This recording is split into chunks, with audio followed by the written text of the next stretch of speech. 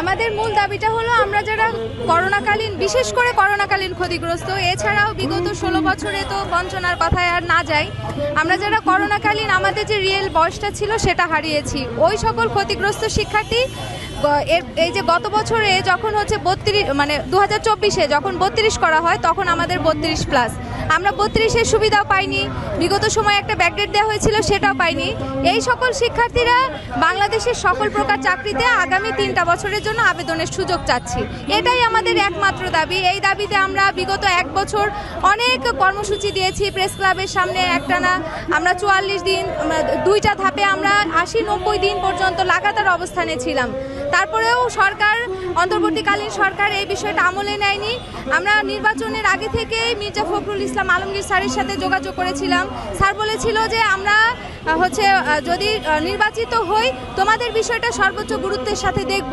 এরপর নির্বাচনের পরে যখন স্যারের কাছে যাই, স্যার জনপ্রশাসন প্রতিমন্ত্রী বারী স্যারকে ফোন দিয়ে বিষয়টা জানান এবং বলে যে এটা আমার ইস্যু হিসেবে সমাধান দিবেন। এটা ছিল মার্চের 3 তারিখের কথা, কিন্তু এখন মে চলে আসছে, আজকে প্রায় 3 মাসেও এই বিষয়টার কোনো সমাধান হয়নি।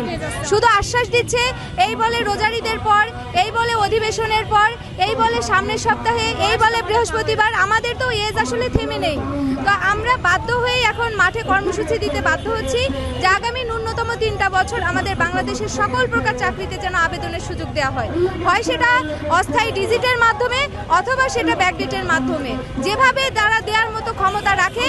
কিন্তু 90 থেকে যে সকল, আমরা এই জন্মসালটা কাউন্ট করেছি 1990 থেকে, কারণ 2020-এ যখন করোনা শুরু হলো, 90-এর যে সকল শিক্ষার্থীরা, হ্যাঁ, এদের বয়স ছিল 27, 28, 29, 30, এই শিক্ষার্থীগুলো মূলত বেশি ক্ষতিগ্রস্ত হয়েছে। জীবন থেকে প্রতিনিয়ত বয়স চলে যাচ্ছে, কারণ সরকার যদি দাবিটি এটা বাস্তবায়নে দীর্ঘমেয়াদী করে, সেক্ষেত্রে আমরা আবারও ক্ষতিগ্রস্ত হব। ইতিমধ্যে আপনারা জানেন যে সরকার আমাদের দাবির বিষয়টি অবগত আছে এবং আমরা অবগত করেছি। সেক্ষেত্রে আমরা মনে করি এই দীর্ঘদিনের এই দাবিটি দ্রুত সময়ের মধ্যে বাস্তবায়ন করে শিক্ষার্থীদের পড়া টেবিলে ফিরে নিয়ে যাবে। অন্যথায় আমরা আজকে যে ঢাকা বিশ্ববিদ্যালয়ের রাজ্য ভাস্কর্য থেকে, সন্ত্রাসবিরোধী রাজ্য ভাস্কর্য থেকে সচিবালয়ে যেহেতু মাননীয় প্রধানমন্ত্রী অবস্থান করেন এবং জনবসন প্রতিমন্ত্রী অবস্থান করেন, আমরা চাই আমাদের দাবিটি সরকার প্রধানের কাছে উপস্থাপন করতে।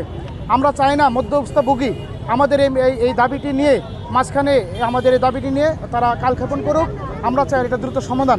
ইতিমধ্যে সরকার 3 মাসে আমাদের এই দাবি ছাড়া অনেকগুলো দাবি তারা বাস্তবায়ন করেছে, শুধু আমরা ক্ষতিগ্রস্ত রয়েছি। আমরা চাই সরকার আমাদের দাবিটি দ্রুত সময়ের ভিতরে আমলে নিয়ে আমাদেরকে শিক্ষার্থীদেরকে পড়া টেবিলে ফিরে নিয়ে যাবেন।